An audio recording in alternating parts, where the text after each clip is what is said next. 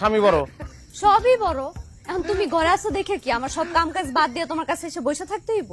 এর লিগে মানুষে কয় ঘরের বউ যখন ভালোবাসে না তখন পুরুষ মানুষ অন্যদিকে নজর দেয়। তুমি এটা কি কইলা? আমি তোমারে ভালোবাসি না। না বাসো না, আমার দিকে তোমার কোনো খেয়ালই নাই। সবসময় খালি কাম খাই, টিভি দেখা, নাহলে মোবাইল চালানি, এগুলোর দিকে খেয়াল তোমার।